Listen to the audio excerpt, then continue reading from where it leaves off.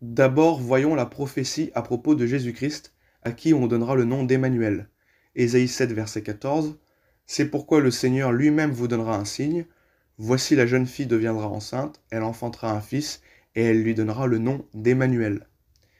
Maintenant, voyons aussi que le Père est Emmanuel. Nous le voyons dans Ésaïe chapitre 8, verset 8. Il pénétrera dans Juda, il débordera et inondera, il atteindra jusqu'au cou. Le déploiement de ses ailes remplira l'étendue de ton pays, ô Emmanuel. Donc dans Ésaïe chapitre 8, verset 8, il est question de l'invasion de Juda par la Syrie. Il est prophétisé que la Syrie pénétrera dans Juda et qu'il remplira l'étendue du pays d'Emmanuel, donc de Dieu.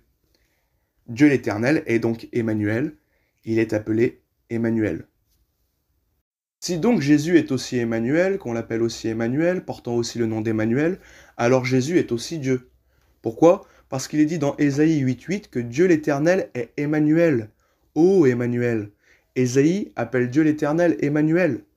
Le nom d'Emmanuel est autant attribué au Fils qu'au Père. Pourquoi? Parce que le Fils est autant Dieu que le Père. Nous voyons encore, premièrement dans Ésaïe 8.10, que le Père c'est Dieu avec nous. Former des projets, ils seront anéantis, donner des ordres et ils seront sans effet, car Dieu est avec nous.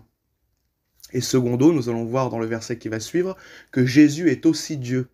Pourquoi? Parce que c'est Dieu avec nous, telle est la signification du nom d'Emmanuel. Matthieu 1, verset 23. Voici, la Vierge sera enceinte, elle enfantera un fils, et on lui donnera le nom d'Emmanuel, ce qui signifie Dieu avec nous. Dieu est venu parmi nous, vivant avec nous dans la personne du Fils. Matthieu 28, verset 20. Et voici, je suis avec vous tous les jours jusqu'à la fin du monde. Matthieu 18, verset 20. Car là où 2 ou 3 sont assemblés en mon nom, je suis au milieu d'eux. Dieu habitera et sera avec nous aussi dans la personne du Père. Apocalypse 21, verset 3.